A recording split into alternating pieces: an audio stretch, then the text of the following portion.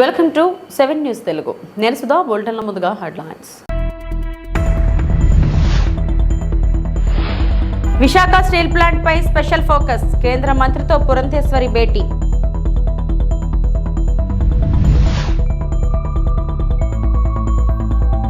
Red book పై తొలిసారి స్పందించిన AP హోంమంత్రి అనిత.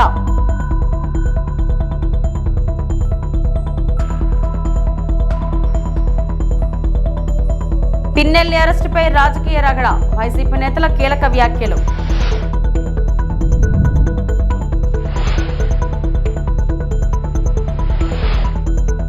దేశ రాజధాని ఢిల్లీలోని విమానాశ్రయంలో టెర్మినల్ 1 పైకప్పులో కొంత భాగం కూలి ట్యాక్సీలు సహా పలు కార్లపై పడిన సంగతి తెలిసిందే. ఈ ప్రమాదంలో ఒకరు మృతి చెందగా 6గురు గాయపడ్డారు.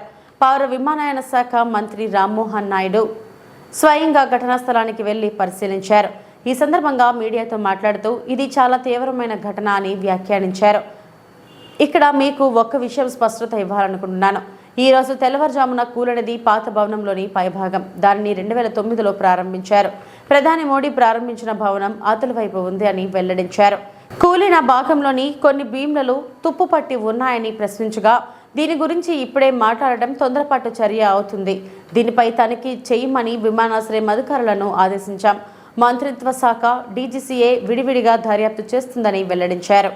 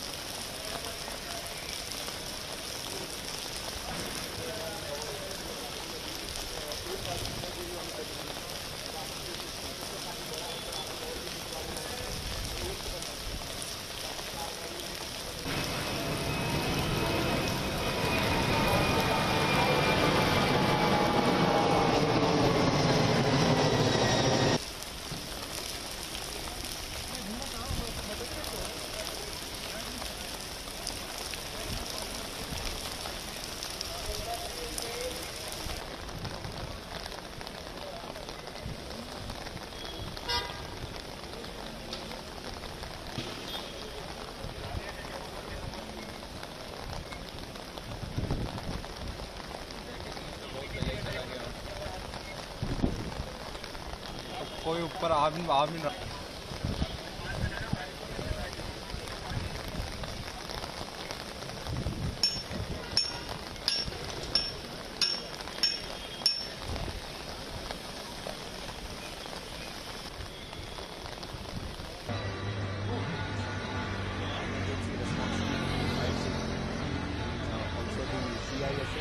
NDRF teams, everyone was available at the site and they have done thorough inspection so that no other casualties are there or no other injured are there.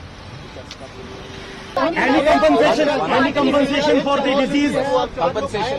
Compensation has also been announced, 20 lakh for the disease and also for the injured 3 lakhs. So opposition parties are saying ये आरोप लगा रहा है कि जल्दबाजी में यहाँ पर इनॉग्रेशन किया गया था। the Prime Minister ने sir recently inaugurated his term. इसके बारे में मैं क्लैरिफिकेशन दे दूं कि जो प्रधानमंत्री साहब जो इनॉग्रेट किया वो दूसरा बिल्डिंग दूसरी तरफ है।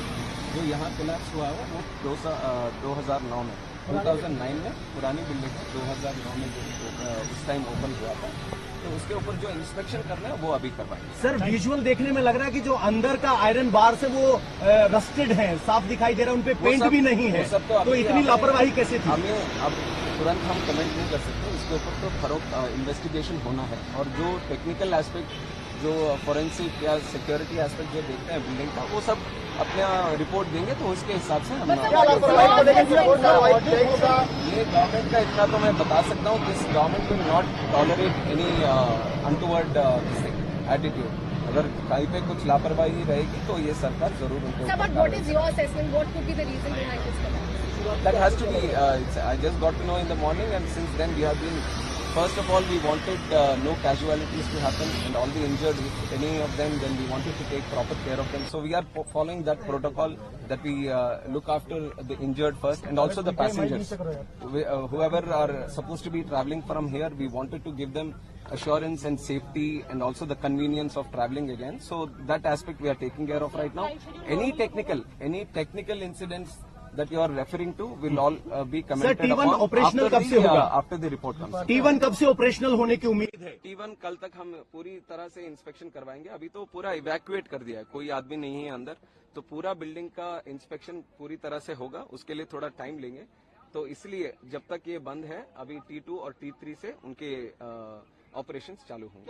राष्ट्रव्यापी अब ऑडिट भी इस तरह के मेजर एयरपोर्ट जहाँ हैं, जहाँ मैंने बोला है कि बाकी जगहों पे भी जहाँ पे इस तरह के स्ट्रक्चर्स होंगे उसके ऊपर भी एक बार देखेंगे, क्योंकि मानसून का भी टाइम है, तो जरूर सेफ्टी के हिसाब से वो निर्णय भी हम करेंगे. सर, एक सीरियस कंसर्न ये है कि कोई तूफान नहीं आया था, बारिश थी, प्री मानसून बारिश थी. वही टेक्निकल बिल्डिंग के बारे में जो भी बातें होंगे, let the investigation committee do their thing, and once the report comes I will give you clarity. Committee का हिस्सा है, कौन कौन सी अथॉरिटीज हैं इसमें? अभी देख रहे हैं इंडिपेंडेंट बॉडी कौन सा निर्णय करे, और हमारी तरफ से जो इंटरनल सिक्योरिटी और सेफ्टी का जो दिखता है DGC है, that will be part. Will airport operator will be held liable for this lapses? Let us see what the report says. जो भी रिपोर्ट कहेगी उसके हिसाब से वो करेंगे. వైజాగ్ స్టీల్ ప్లాంట్ను ప్రైవేటీకరణ చేయకుండా ఆపాలని ఆంధ్రప్రదేశ్ బీజేపీ అధ్యక్షురాలు పురంధేశ్వరి ప్రయత్నిస్తున్నారు. అందుకే ప్రత్యామ్నాయాలను ఆలోచించాలని రాజమండ్రి ఎంపీ పురంధేశ్వరి కేంద్రాన్ని కోరుతున్నారు. లాభాల బాటలో నడిపేందుకు సహకరించాలని కేంద్ర ఉక్కు మంత్రి కుమారస్వామిని తాజాగా దగ్గుబాటి పురంధేశ్వరి విజ్ఞప్తి చేశారు. అందుకు స్టీల్ అథారిటీ ఆఫ్ ఇండియాలో విలీనం చేయడమే అత్యుత్తమ ప్రత్యామ్నాయమని చెబుతున్నారు. మరి పెట్టుబడుల ఉపసంహరణ నిర్ణయాన్ని కేంద్రం వెనక్కి తీసుకొని పురంధేశ్వరి ప్రతిపాదనను అంగీకరిస్తుందా లేదా అన్నది కాలమే నిర్ణయించాల్సి ఉంది.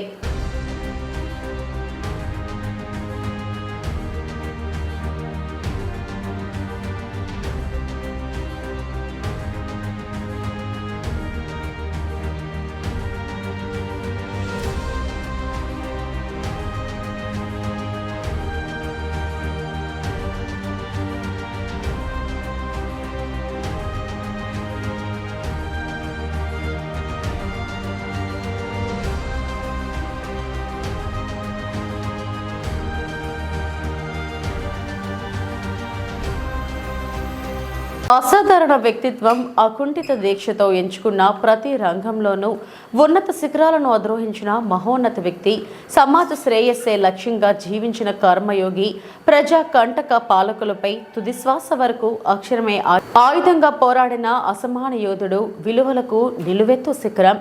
రామోజీ గ్రూప్ సంస్థల చైర్మన్ రామోజీరావుకు ఆయన పుట్టిన గడ్డ ఘన నివాళులు అర్పించింది. ఆయన గౌరవార్థం ఆంధ్రప్రదేశ్ ప్రభుత్వం విజయవాడలో గురువారం అత్యంత ఘనంగా సంస్కరణ సభ నిర్వహించింది. ముఖ్యమంత్రి చంద్రబాబు ముఖ్య అతిథిగా హాజరైన ఈ సభలో రాజకీయ, మీడియా, సినిమా, వ్యాపార రంగాల నుంచి అతిరథ మహారథులు పాల్గొన్నారు. చలమైన విశ్వాసంతో ఏ విధంగా ఎదిగాడో దానికి ఒక ఉదాహరణ రామోజీరావు గారు అని చెప్పి కూడా నేను మీకు తెలియజేస్తున్నా. ఒకే ఒక ఎన్టీఆర్ ఉంటాడు, ఒకే ఒక రామోజీరావు గారు ఉంటారు. వారిని ఎవ్వరు కూడా జీవితంలో అధిగమించలేరు, అది ఎవరికి సాధ్యం కాదు. అలాంటి ఒక అసాధారణ శక్తి. ఆయన ఒక వ్యక్తి కాదు, ఒక వ్యవస్థ. అలాంటి వ్యవస్థను నిర్మాణం చేసిన వ్యక్తి రామోజీరావు గారు.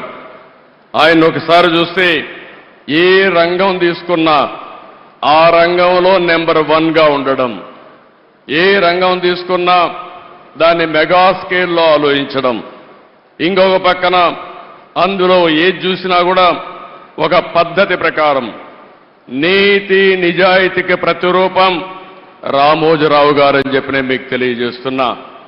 ఇంకొక పక్క ఏ కార్యక్రమం చేసినా ప్రజాహితాన్ని దృష్టిలో పెట్టుకుని ప్రజాస్వామ్యాన్ని కాపాడుతూనే రాజీ లేని పోరాటం చేసిన పోరాట యోధుడు రామోజీరావు గారని చెప్పి కూడా నేను మీకు తెలియజేస్తున్నా. ఈరోజు ఆయన ఏ రంగం తీసినా మీరు చూస్తే, వ్యాపారాలు చేసినా, సినీ రంగం చూసినా, సేవా రంగం చూసినా, పత్రికా రంగంలో చూసినా ఆయనకు ఆయనే సాటి. అలాంటి బృహత్తరమైన కార్యక్రమాలు చేసిన వ్యక్తి రామోజీరావు గారు. ఆయన మీడియాలో చేసిన కృషికి మీరు చూస్తే అనేక అవార్డులు వచ్చాయి. బీడి గోయంక కానీ, యుద్ధ వీరు కానీ, ఇలాంటి అవార్డ్స్ అన్నీ వచ్చాయి. ఇది కాకుండా మీరు ఒకసారి చూస్తే అనేక యూనివర్సిటీలు గౌరవ డాక్టరేట్లు ఇచ్చారు. కడాన గవర్నమెంట్ ఆఫ్ ఇండియా అత్యంత ఉన్నత పురస్కారం పద్మ విభూషణ్ ఇచ్చి గౌరవించారు. ఈ గౌరవం మీరు మనందరం కూడా గుర్తుపెట్టుకోవాల్సింది. ఆయన చేసిన సేవలను గుర్తుపెట్టుకొని, సమాజానికి ఆయన చేసిన కాంట్రిబ్యూషన్ గుర్తుపెట్టుకొని ఈ అవార్డ్స్ వచ్చాయని చెప్పి కూడా నేను మీకు తెలియజేస్తున్నాను. ఇంకొక పక్క ఇప్పటికి మనం చూస్తే 1962లో మొట్టమొదటిసారిగా మార్గదర్శిని పెట్టాడు. రెడ్ బుక్ పై స్పందించారు ఏపీ హోంమంత్రి అనిత. రెడ్ బుక్ అనేది కక్ష సాధింపు కాదని, గత ప్రభుత్వంలో సరిగా పనిచేయని అధికారుల పేర్లు అందులో ఉంటాయన్నారు. తాము ఎక్కడా కక్ష సాధింపు చర్యలకు దిగడం లేదని స్పష్టం చేశారు. తమ నాయకుడి మాటకు విలువిచ్చి సంయమనంగా ఉన్నామన్నారు. ఏపీ సచివాలయంలో నిర్వహించిన మీడియా సమావేశంలో పలు కీలక అంశాలపై వివరణ ఇచ్చారు. రాష్ట్రంలో సీఎం చంద్రబాబు నాయుడుపై ప్రజలకు చాలా నమ్మకం ఉందన్నారు. అందుకే కూటమికి 175 స్థానాలకు గాను 164 స్థానాల్లో గెలిపించారన్నారు. వారి నమ్మకానికి అనుగుణంగా పనిచేస్తామని తెలిపారు. ముందుగా పోలీస్ వ్యవస్థ తలుచుకుంటే ఎన్నో అద్భుతాలు చేయొచ్చని తెలిపారు. కానీ గత 5 ఏళ్లుగా వ్యవస్థలన్నీ దుర్వినియోగం అయ్యాయన్నారు మంత్రి వంగల్పూడి అనిత. కనీసం చెక్ పోస్టుల దగ్గర సీసీ కెమెరాలు కూడా పెట్టుకోలేని పరిస్థితి ఉందన్నారు. అలాగే తమ ప్రభుత్వం ప్రధాన ఎజెండా గంజా నిర్మూలన, మహిళా భద్రత, పోలీసులకు సౌకర్యాలు, పోలీస్ శాఖలో దరఖాస్తుల భర్తీ అన్నారు. గత ప్రభుత్వంలో పోలీస్ స్టేషన్ల కనీస అవసరాలకు 8,000 కూడా ఇవ్వలేదన్నారు. తెలంగాణలో ఒక్కో పోలీస్ స్టేషన్ కనీస అవసరాల నిమిత్తం నెలసరి ఖర్చుకు 75,000 ఇస్తున్నారని చెప్పారు. దయచేసి మీరు అది అర్థం చేసుకోండి. రెడ్ బుక్ అన్నది ఎవరైతే లాస్ట్ గవర్నమెంట్ లో పని చేయలేదో సక్రమంగా యాజ్ పర్ రూల్, చాలా క్లియర్గా వినండి, యాజ్ పర్ రూల్ ఎవరైతే వర్క్ చేయలేదో, ఎవరైతే అనవసరంగా అక్రమంగా తెలుగుదేశం పార్టీ కార్యకర్తల మీద కానీ, జనసేన బీజేపీ కార్యకర్తల మీద కానీ కేసులు బనాయించారో, ఇబ్బంది పెట్టారో, అది రెడ్ బుక్. కక్ష సాధింపు అన్నది మేము మొదలు పెట్టాలంటే డే ఫస్ట్ నుంచి స్టార్ట్ చేయాలి. మా అవసరం ఉండదు, కార్యకర్తలు బయటకు వచ్చేస్తారు. కానీ ఒక్కటేంటంటే ఎన్డీఏ కార్యకర్తలందరూ కూడా కడుపులో ఎంత బాధున్నా, ఎంత కసున్నా, వాళ్ళు లాఠీ పెట్టి కొట్టిన పోలీసు ఎదురుగా కనిపిస్తున్నా కూడా కేవలం చంద్రబాబు నాయుడు గారు మాట బేస్ చేసుకొని ఆగారు. వాళ్ళు ఇది చేస్తారని నేను చెప్పట్లే, కానీ నాయకుడి మాటకి ఆ వాల్యూ ఇచ్చారు. చంద్రబాబు నాయుడు గారు కూడా ఈ రోజు ఏంటంటే రాష్ట్రం అప్పుల పాలైపోయింది. నిన్న మీరు నమ్ముతారా, సిపి ఆఫీస్ తాకట్లో ఉందండి వైజాగ్లో. నిజం, వైజాగ్ సిపి ఆఫీస్ తాకట్లో ఉంది. ఆ సిపి పరిస్థితి, నేనే డబ్బులు కట్టలేదు అనుకోండి, ఏదో ఒక రోజు వచ్చి నోటీస్ అంటిస్తాడు సిపి ఆఫీస్కి. ఎక్కడికి వెళ్ళిపోతాడు సిపి పెట్టిబేడ పట్టుకొని. ఈరోజు సిచ్యువేషన్ అంత దారుణంగా ఉంది. ఈ టైంలో అలాంటి కొట్టా, ఈడిని కొట్టా, ఆడిని చంపా, ఈడిని చంపా, అది కాదు అవసరమా? ఇంత 164 సీట్స్ ఇచ్చారంటే చంద్రబాబు నాయుడు గారి మీద ఎంత ఆ నమ్మకాన్ని నిలబెట్టుకోవడం ముఖ్యమా? సో మాకు కావాల్సింది వాళ్ళు ఒక 2% 3% ఎగిరిపడే వాళ్ళని ఎలాగోలా మేము కూర్చోబెడతాం. ఆ సిస్టమ్ మా దగ్గర ఉంది. మిగతా 90% వాట్ ఎవరి ఏం కోరుకుంటున్నారో దాని మీద మేము పనిచేయాలి. నేను ఎగ్జాంపుల్ చెప్పా, అలాంటి మీరు నమ్మరు. సెక్యూరిటీ ఆఫీస్ తాకట్లో ఉంది, కలెక్టర్ ఆఫీస్ తాకట్లో ఉంది, సిపి ఆఫీస్ తాకట్లో ఉంది. అలాగ ఒకసారి రాష్ట్రం మొత్తం డిపార్ట్మెంట్ వాళ్ళు ఒకసారి చెక్ చేసుకుంటే ఎన్ని పోలీస్ స్టేషన్లు, ఎన్ని సిపి ఆఫీస్, ముందు ఇదైనా ఈ బిల్డింగ్ ఉందా లేదో చూడాలి, ఒకసారి తాకట్లో ఉందా లేదో. నిజం అంటే ఒకసారి చెక్ చేసుకోవాలి మనం కూడా ఎప్పటికెప్పుడు. ఇది నిజంగా ఈ ఆఫీస్ చంద్రబాబు నాయుడు గారు కట్టించిన ఆఫీస్. నాకు AP housing corporation, police housing corporation వాళ్ళు వచ్చారు నా దగ్గరికి. ఈ 5 సంవత్సరాల్లో ఇది ఒకటేనండి లాస్ట్ ప్రాజెక్ట్ కట్టింది వాళ్ళు. వాళ్ళకి ఏదైనా కన్స్ట్రక్షన్ ఇస్తే 5% తీసుకొని వాళ్ళు దీనికి వెళ్తారు, జీతాలకు వెళ్తారు. అంటే వాళ్ళు కంప్లీట్గా 5 సంవత్సరాలు జీతాలు లేకుండా బతికేశారు. నేను కూడా ఏం చెప్తున్నానంటే పబ్లిక్కి అప్పీల్, ఇలాంటి సిచ్యువేషన్లో ఈరోజు రాష్ట్రం ఉంది. దయచేసి ప్రతి ఒక్కరు కూడా అందరికీ కోఆపరేట్ చేయండి. ముఖ్యంగా పోలీస్ డిపార్ట్మెంట్ వాళ్ళకి కూడా కోఆపరేట్ చేయండి. పోలీస్ డిపార్ట్మెంట్ వాళ్ళు కూడా దయచేసి మీకు రాజకీయాలు వద్దు. Do your work. Me work మీరు చేయండి. కాకి చొక్కా వేసుకుని రాజకీయాలు చేస్తే కాకి చొక్కా ఎందుకంటే కద్ద చొక్కా వేసుకోవచ్చు కదా. సో అదొక్కటే నేను అప్పీల్ పెడుతున్నా. అందరూ కూడా సహకరించండి, ముఖ్యంగా పత్రికా సోదరులు అందరూ, మీరందరూ కూడా సహకరించాలి. Thank you. అక్రమంగా బనాయించిన ప్రతి కేసు కూడా పోతుందండి. డెఫినెట్గా దాని మీద అంతా రీఎంక్వైరీ చేస్తాం. అక్రమంగా బనాయించారు అనే విషయం మనకు ప్రూవ్ అయితే కనుక డెఫినెట్గా అవన్నీ కూడా పోవాలి. ముఖ్యమంత్రి చంద్రబాబు పచ్చి విధ్వంసకారుడని వైఎస్ఆర్సీపీ నాయకులు అంబటి రాంబాబు, కాసు మహేష్ రెడ్డి, గోపిరెడ్డి, శ్రీనివాసరెడ్డి, లేళ్ల అప్పిరెడ్డి మండిపడ్డారు. పిన్నెల్లి రామకృష్ణారెడ్డిని వేధించడమే లక్ష్యంగా చంద్రబాబు పనిచేస్తున్నారని వైఎస్ఆర్సీపీ నేతలు మండిపడ్డారు. రామకృష్ణారెడ్డిని కోర్టుకు తీసుకువెళ్తుంటే టీడీపీ నేత దాడి చేయడానికి ప్రయత్నించడం ఏంటి? ఇటువంటి దాడులకు భయపడేదే లేదని, పిన్నెల్లిని ఓడించాలని టీడీపీ కుట్రలు చేసిందన్నారు. రామకృష్ణారెడ్డి కుటుంబాన్ని ఇబ్బంది పెట్టారనే టీడీపీ ప్లాన్ అంటూ దుయ్యబట్టారు. ఫేక్ న్యూస్లతో వ్యక్తిత్వ హననానికి పాల్పడుతున్నారని వైఎస్ఆర్సీపీ నేతలు ధ్వజమెత్తారు. పిన్నెల్లి రామకృష్ణారెడ్డి సుదీర్ఘ కాలం నుంచి వరుసగా 4 సార్లు గెలుపొందుతూ వచ్చారని అంబటి రాంబాబు అన్నారు. ప్రతిపక్షంలో ఉన్న గెలిచిన ప్రజాదరణ కలిగిన నాయకుడన్నారు. ఎన్నికల ముందే చంద్రబాబు భారీ ప్లాన్ వేశారని, ఏ విధంగానైనా ఈసారి రామకృష్ణారెడ్డిని ఓడించాలని, ఎంతకైనా తెగించాలనే ఉద్దేశంతో రాజకీయాలకు దూరంగా ఉన్న బ్రహ్మారెడ్డిని తీసుకువచ్చి పెట్టారన్నారు. ఎన్నికల్లో ఈవీఎంను పగలగొట్టిన వీడియో లోకేష్ గారి ట్విట్టర్ నుంచి బయటకు వచ్చిందన్నారు. అది పోలీసులు గాని, ఎలక్షన్ కమిషన్ గాని విడుదల చేయలేదన్నారు. ఇది పోలీస్ స్టేషన్లోనే బెయిల్ ఇచ్చే కేసేనని, కానీ పిన్నెల్లికి బెయిల్ రావడానికి వీల్లేదనే దురుద్దేశంతో 307 కేసులు 2 పెట్టారన్నారు. ఈ ఘటన జరిగిన 9 రోజుల తర్వాత ఒక పోలీస్ ఆఫీసర్ ఇచ్చిన ఫిర్యాదుతో కేసు పెట్టారన్నారు. ఇది ఫ్యాబ్రికేటెడ్ అని అర్థమవుతుందన్నారు. ఏదో ఒక విధంగా కక్ష సాధించాలనే ఏకైక దురుద్దేశంతో ఇలా కేసులు పెట్టారని ఆవేదన వ్యక్తం చేశారు. పోలీసు వారు ప్రదర్శించింది కాదు, ఎలక్షన్ కమిషన్ ప్రదర్శించింది కాదు, అది లోకేష్ గారి ట్విట్టర్ నుంచి బయటకు వచ్చింది. మరి ఆయనకి ఎందుకు అలా వచ్చిందో, అంత శక్తివంతం ఎలా వచ్చిందో లోకేష్ గారికి నాకైతే అర్థం కాల. నాకే కాదు, ఎవరికీ అర్థం కాదు. ముందు ఆయనకు వచ్చింది అది విజువల్, దాన్ని ట్విట్టర్లో పెట్టారు. ఆ ట్విట్టర్లో పెట్టింది చూసి కేసు పెట్టారు. ఈ కేసు అనేది it is purely bailable case. ఆటోమేటిక్గా 7 సంవత్సరాల రూపు శిక్ష పడేది కాబట్టి పోలీస్ స్టేషన్లోనే బెయిల్ ఇచ్చేస్తారు. అలా ఉండటానికి వీల్లేదు. ఈ కేసు పెట్టినా అతనికి బెయిల్ రావడానికి వీల్లేదు అనేటువంటి ఒక దురుద్దేశంతో 307 కేసు పెట్టారు. 1 కాదు 2 పెట్టారు. ఎవరు పెట్టింది? ఒక పోలీస్ ఆఫీసర్ కంప్లైంట్ మీద పెట్టారు. ఆ పోలీస్ ఆఫీసర్ ఎప్పుడు కంప్లైంట్ ఇచ్చాడు? ఇన్సిడెంట్ జరిగిన 9 రోజులు కంప్లైంట్ ఇచ్చాడు. 9 రోజుల తర్వాత కేసులో పెట్టారు. What is this? అర్థం కావట్లేదు. ఇట్స్ ఫ్యాబ్రికేటెడ్ అని. సంఘటన జరిగితే ఆ సంఘటన జరిగిన తక్షణమే నన్ను లేకపోతే సంబంధిత రామకృష్ణను ముద్దాయిగా పెట్టి కేసు రిజిస్టర్ చేస్తారు.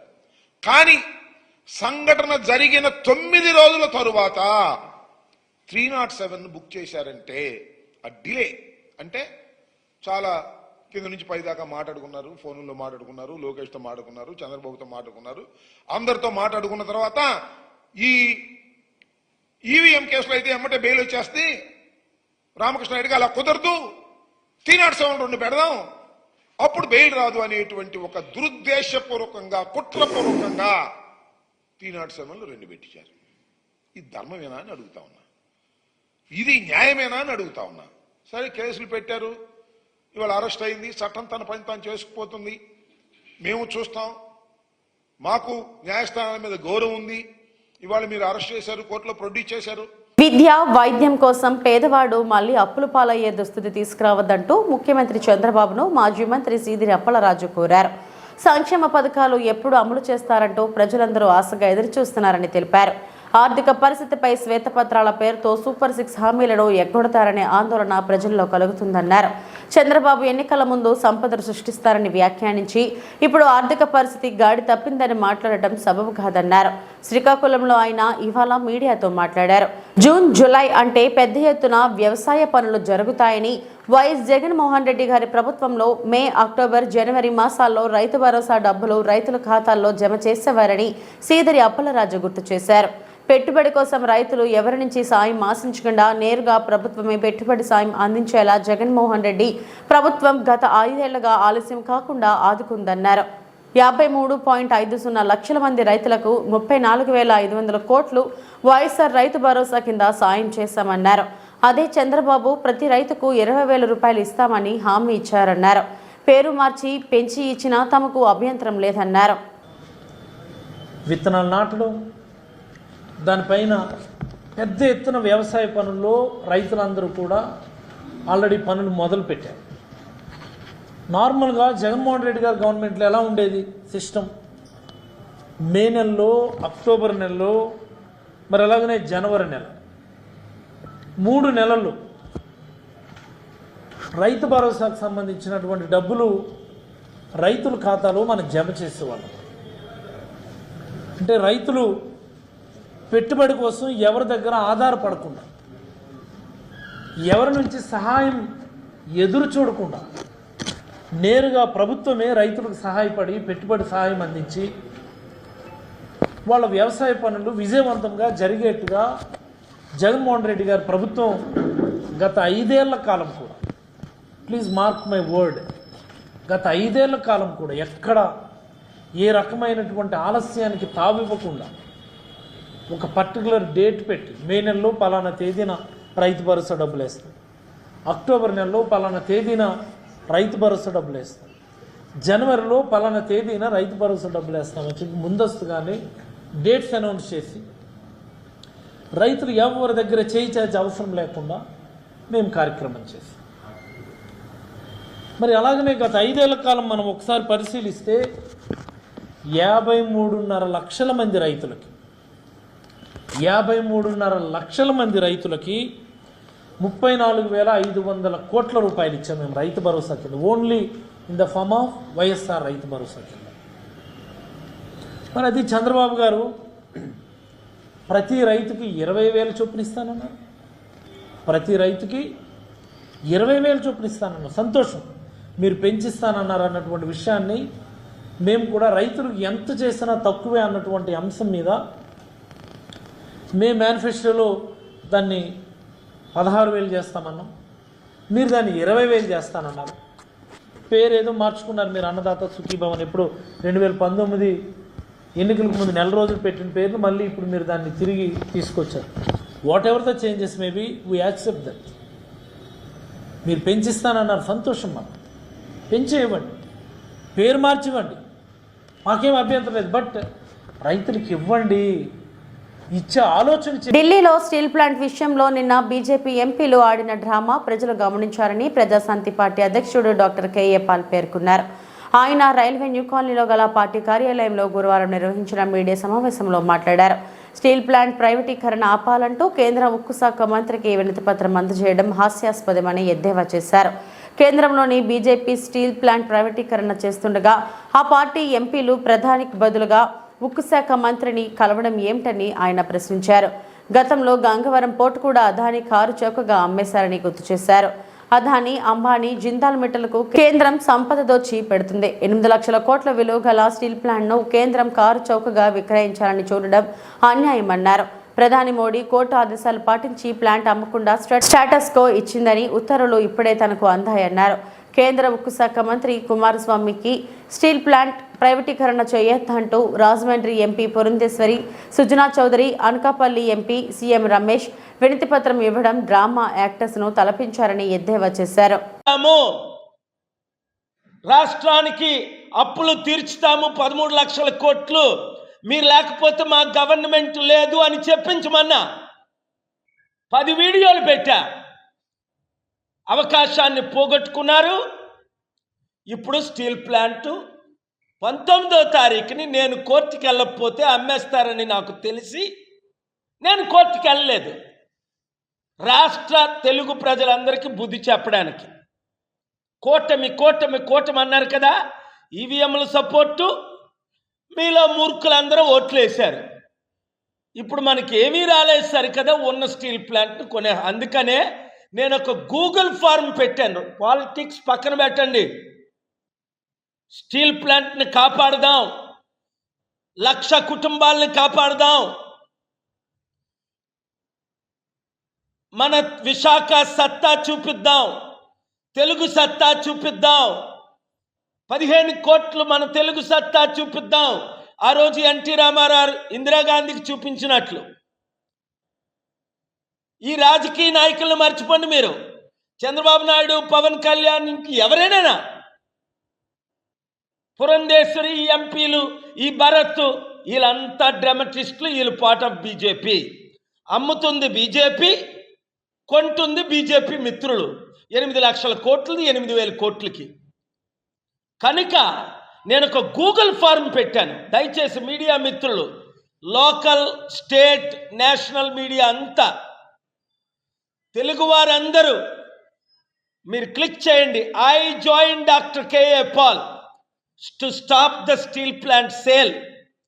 నేను మరలా ఒక వండర్ని సృష్టిస్తాను, మీ అందరికీ గుడ్ న్యూస్ ఇస్తాను. అందులో ఏముంది?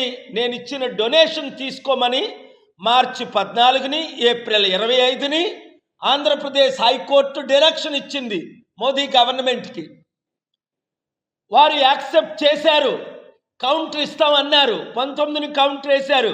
అందులో నా పేరు, మేము డబ్బులు డొనేషన్ ఇస్తున్నాం, మేము తీసుకుంటున్నాం, పాల్గారు ఇస్తున్నారని పెట్టలేదు. అందుకనే ప్రతి ఒక్కరు, మీకు స్టీల్ ప్లాంట్ కావాలా, 100 మందితో సంతకం పెట్టించండి. నిరుద్యోగులకు ఉద్యోగాలు కావాలా, అక్కడ కంపెనీలు పెట్టి. చంద్రబాబు నాయుడు గారికి, పవన్ కళ్యాణ్కి మీరు బుద్ధి చెప్పాలంటే నోరిప్పమనండి. సీక్రెట్గా అమ్ముతున్నవన్నీ ఈరోజు అమ్ముతున్నారు, రేపు అమ్ముతున్నారు, ఎల్లుటి అమ్ముతున్నారు. అవన్నీ ఆపమనండి. చిత్తశుద్ధి ఉన్న మీడియా అంతా, తెలుగు సత్తా చూపిద్దాం, మేము అమ్ముడు పోలేదు అన్న మీడియా అంతా రిపోర్ట్ చేయండి. స్టీల్ ప్లాంట్ని కాపాడండి, ఉద్యోగుల్ని కాపాడండి, నిరుద్యోగులకు 100 కంపెనీలు తీసుకొద్దాం. 100 రోజుల్లో మన సత్తా చూపిద్దాం.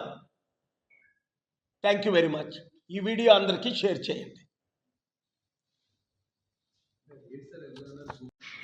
మన డొనేషన్స్ తీసుకోమని.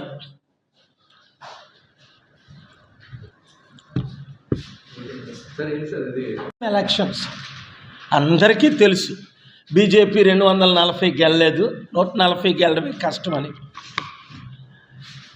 ఈవీఎంల ద్వారా ఓట్లు పడ్డాయని క్లారిటీ వేసిన వాళ్ళకి తెలుసు, ఎలక్షన్ పెట్టిన వాళ్ళకి తెలుసు. మొత్తం రుజువులు అయిపోయాయి. సీక్రెట్గా ఇదేం జరగలే, అంత ఓపెన్గా జరిగింది. ఈ ఎలక్షన్ ఫ్రాడ్ అని అతి త్వరలో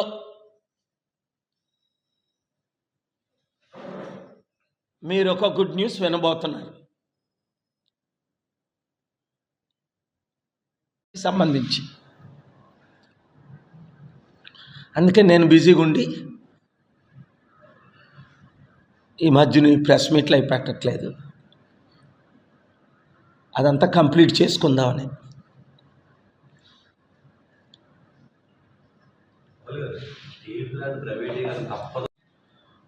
కూటమి అంటే ఎవరు? బీజేపీయే కదా. మరి ఆల్దాలు కొనుక్కోవడం ఏంటి? 60,000 కోట్లు గంగవరం పోర్టుని 600 కోట్లకి అమ్మేశాడు జగన్. అవును, వాళ్ళ దగ్గర ఎక్కడున్నాయి డబ్బులు కొనడానికి? ఇప్పుడున్న అప్పు రాష్ట్రానికి చంద్రబాబు నాయుడికి తెలియట్లేదు ఎంత అప్పు ఉందో. మొన్నటి వరకు ఎలక్షన్ల ముందు వరకు చెప్పారు 12 లక్షల కోట్లు అప్పు అని. ఇప్పుడు అంటున్నారు ఎంత అప్పు ఉందో మాకు తెలియదని. మరి ఎందుకు చెప్పారు ఎంత అప్పు ఉందనేది? ఇప్పుడు 30,000 మంది అమ్మాయిలు మిస్ అయిపోయారు, నా దగ్గర ఇన్ఫర్మేషన్ ఉందని పవన్ కళ్యాణ్ చెప్పాడు రోజును. మరి ఇప్పుడు దాని గురించి పవన్ కళ్యాణ్ ఎందుకు మాట్లాడు? ఆ 30,000 అమ్మాయిల్ని ఎందుకు ఇప్పుడు ఆ హోమ్ మినిస్టర్, ఈ పవన్ కళ్యాణ్, ఈ చంద్రబాబు నాయుడు తీసుకొచ్చి ఆ 30,000 కుటుంబాలకి ఎందుకు ఎవరు? ఎలక్షన్ ముందు మాట్లాడినవన్నీ ఎలక్షన్ తర్వాత గుర్తుండాలి కదా.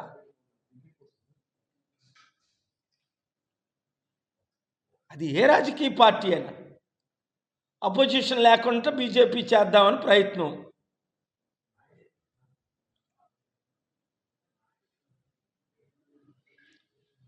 ప్రజలకి క్లారిటీగా అర్థమవుతుంది.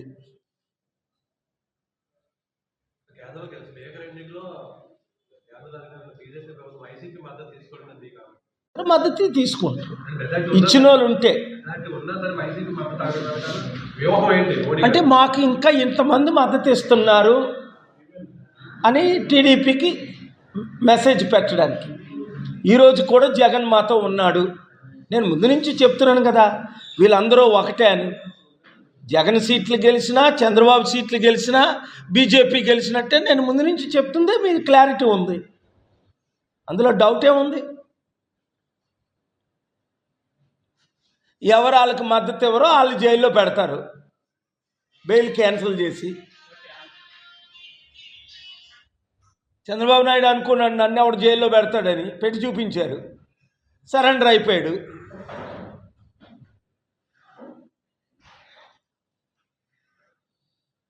అన్ని పార్టీలు కలిసి కదా స్టీల్ ప్లాంట్ నమ్మారు. 33,000 ఎకరాల్లో మిగిలింది 18,000 ఎకరాలే కదా. 15,000 ఎకరాలు ఎవరు అమ్మారు? తెలుగుదేశం అమ్మింది, కాంగ్రెస్ అమ్మారు, వైఎస్ఆర్సీపీ అమ్మారు.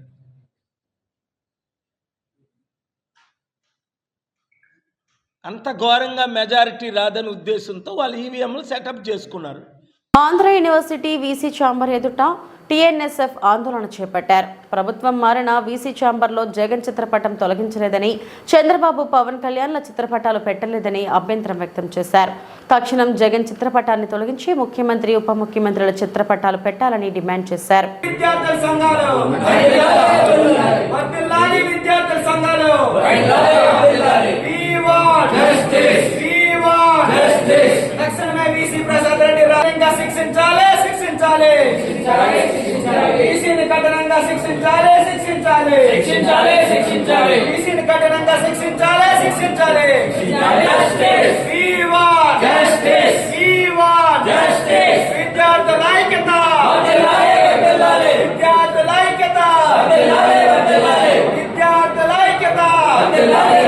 కాకినాడ జిల్లా ప్రతిపాడు నియోజకవర్గం ప్రతిపాడు కోర్టు వద్ద ప్రస్తుతం అమలులో ఉన్న భారతీయ శిక్షా స్మృతి 1860, భారతీయ సాక్ష్యాధారాల చట్టం 1872, భారతీయ నేర విధాన స్మృతి సంహిత 1973 రద్దవనున్నాయి.